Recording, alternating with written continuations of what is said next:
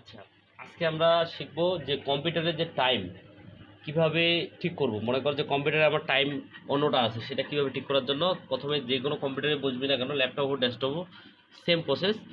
এইখানে গিয়ে right button click করবি, অ্যাডজাস্ট টাইম, ঠিক আছে, এটাতে ক্লিক করবি। করার পর এখানে কি করা লাগবে, এই যে টার্ন অফ একটা অপশন আছে, এখানে চেঞ্জেস অপশন আছে, চেঞ্জেস, এই যে চেঞ্জ, ঠিক আছে। এখানে দেখ, যদি সেপ্টেম্বর মাস থাকে সেপ্টেম্বর, যদি অক্টোবর থাকে অক্টোবর, ঠিক আছে। যদি অক্টোবর দেওয়া থাকে সেপ্টেম্বর দিয়ে দিবি। এখানে সময় যেটা দেওয়া আছে, যদি 8টা বাজে 7টা বাজে, ঠিক আছে, আমরা এটা দেবো, ঠিক আছে। এই যে মনে কর যে সেপ্টেম্বরে কয় তারিখ আজকে, আজকে কয় তারিখ, আজকে হচ্ছে 9 দিলাম, ঠিক আছে। 2024 যদি 23 থাকে তাহলে 24 দিয়ে দিবি, ঠিক আছে, তারিখ।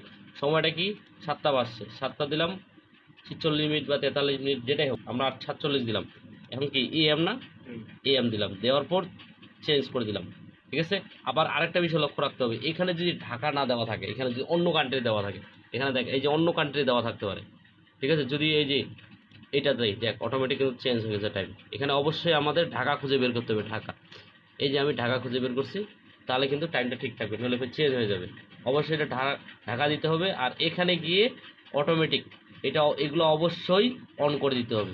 এইগুলো অন করার কারণ হচ্ছে টাইমটাকে অটোমেটিক মানে কি হয়ে যাবে, কম্পিউটার যদি কোনো রকমে বন্ধ করিস, অটোমেটিক চালু করিস, টাইমটা কিন্তু ঠিকই থাকবে। যদি কোনো রকমে এগুলো যদি অফ করে দিস, তাহলে কিন্তু ওই সবসময় খালি টাইম চেঞ্জ করাই লাগবে। এই দুটাকে খালি কোনো কাজ নাই, করার পর এটাকে অন করে দিবি, এইটাকে অন করে দিবি, শেষ। আর কোনো কাজ করা লাগবে না। তো এইভাবে কিন্তু টাইমগুলো ঠিক করতে হবে, ঠিক আছে।